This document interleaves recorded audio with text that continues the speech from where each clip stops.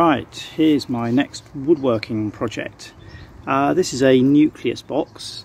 It's actually the one that we lent to a friend when we gave them our swarm that we caught. And it's to keep bees in. The trouble is the lid has really seen better days. Yeah, it's really coming apart. I can't remember if I used exterior grade plywood for this. Presumably not. But anyway, the lid, it needs, the top part's all right, but it needs new sides. And interesting to know, the foil kind of capping for it was made out of two disposable sort of baking tray case things, foil cases I got from Tesco's. Now I've got some spare wood, which is this, which came from an old packing crate that I demolished, and it's a bit thinner. Yeah, you can see it's a bit thinner than the original wood, so I'm not sure whether I should make the whole thing slightly smaller or make it slightly bigger and widen these, if that would fit, because actually this gap here is quite critical, because this thing is a nucleus feeder and you put sugar syrup on it and the bees come up inside, but it sits on the top of the nucleus, and when you put the lid on it has to go between these two kind of runners, so it needs to fit like that. And I've got some lids which are very slightly too small and make a kind of interference fit, and they drag the lid off when you take the they drag the lid of the feeder off when you take the lid of the nucleus off. So I don't want to make that hole any narrower, but it could be wider. So that's my next project. This is stage 1 completed. This is the roof bit, which I'm going to keep,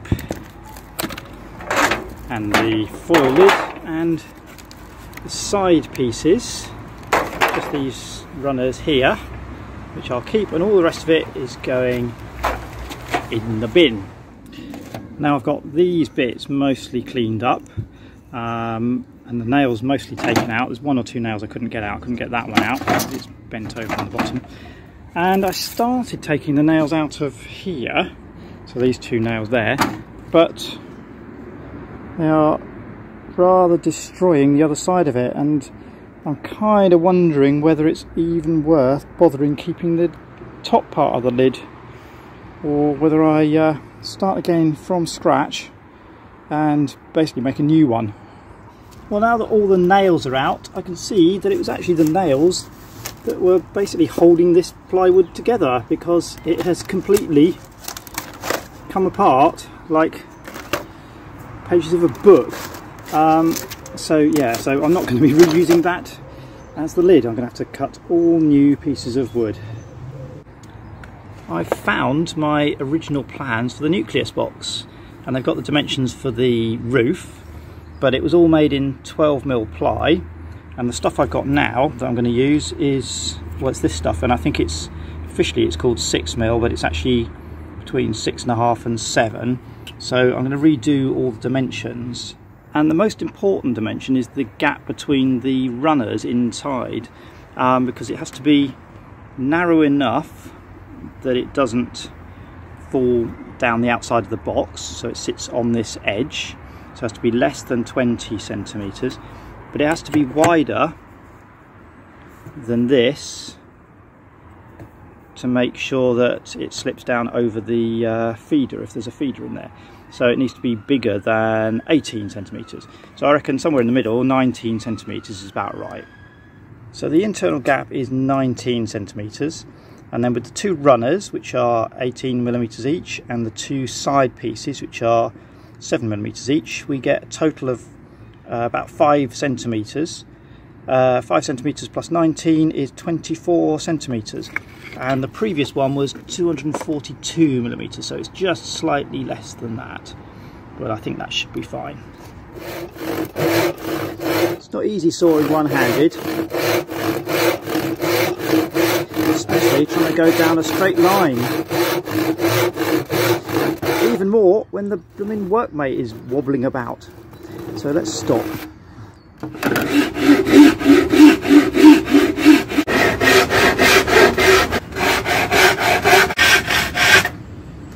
That's the two end pieces, 240 by 130.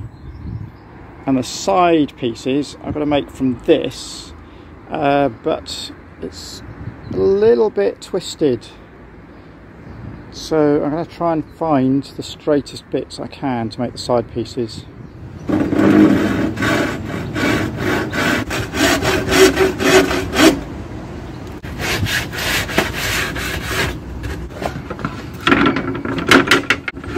That's the right length, 477, so I need it 13 centimetres tall.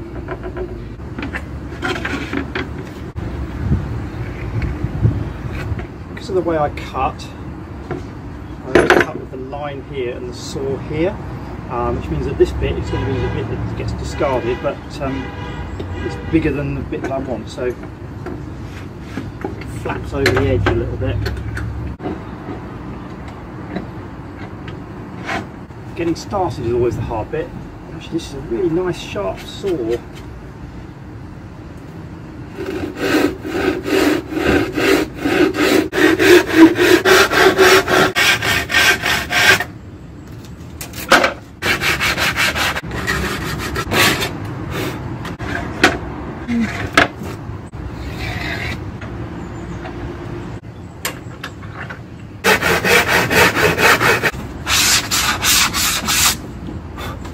Go. That's the two side pieces. So this is how those four bits are going to fit together, and I found these really handy corner clamps that my dad had for making picture frames, and they're really handy for clamping it all together and keeping the corners square, which is always a really difficult thing to do. So I'm going to get some glue on those and some staples in the corner, glue it together and leave it set. Well, it's all gluing nicely, and I've made a couple of other decisions, like the top. The top doesn't need to be in one piece because that's a bit of a waste, and I've got lots of spare bits of wood. So I'm going to make it out of 3 pieces. This bit's the biggest I could get, and then 2 other pieces on the end.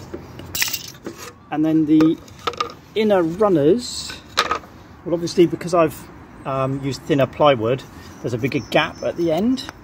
So there's a big gap there. But it's just about the right size to use a piece of plywood as a packing piece to stick that in there. So I'm just going to glue that in the end just to fill the gap. It's really just to stop bees going up inside, to be honest. And I'm just clamping this to glue it because this is a little bit bent, so it's just pulling it into shape. And I'm going to actually screw through the outside edge into that inside runner, and that will help pull it straight as well, I hope, and then I can start putting the lid on. So there we go, it's all sat together and gluing, and I've got a couple of batteries on top to weigh it down while it sets. I'm kind of toying with the idea, because we've got 3 sections of that roof. It looks like 4 because one of them got a split in it. I'm kind of toying with the idea of taking one of these flat sections of plywood, just one of the sheets, so this is just one sheet that came off the old roof, and using that as a kind of top layer to the roof underneath the foil. I'll see how I think, because it won't be seen, and it's just to kind of paper over those gaps really. In fact, given that it's such a perfect fit when I put it on, I don't know quite why, because it should have been a bit smaller. Apart from this little bit here, which makes me think that this end isn't straight. But it's such a perfect fit, I think I will put that on. But I think I'll glue it on, because it's got nail holes all around the outside. But I'm going to put some nails around the edge first, and maybe a few nails up and down the side, just to hold it all together. So, final piece of woodwork to glue onto the top, and I'll weight it down with some batteries, and then all I need to do is paint it. Oh, well, that was a bit stupid, wasn't it? I wasn't really looking, and I carefully cut this piece of wood to fit, trimmed the edge off, and then I went and put it on upside down, didn't I? So I've got glue over the wrong side of it. So I'm going to have to leave it all to dry and then put some more glue on, sadly. Okay, take 2. I realised that actually that glue is relatively cleanable with water when it's still wet. So I've just cleaned it off. Hopefully that won't now stick to the batteries when I put them on top. And I'm going to glue it on again, but I'm not going to film while I do it, because otherwise I'll put it on the wrong way up again. So, all looking good. It's glued together. This just about fits okay. And the foil lid will go nicely on top. Okay, but the first thing to do, obviously I can't leave it in wood. I'm going to paint it with this green special beehive paint. I'm not sure why it's special beehive paint, but it is.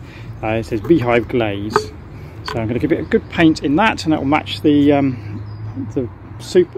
nucleus. Although the nucleus is obviously much older. It's all painted. The only thing left to do is put this back on top and staple it down, and then basically it's all back and ready. And that's my nucleus all done and a nice new roof.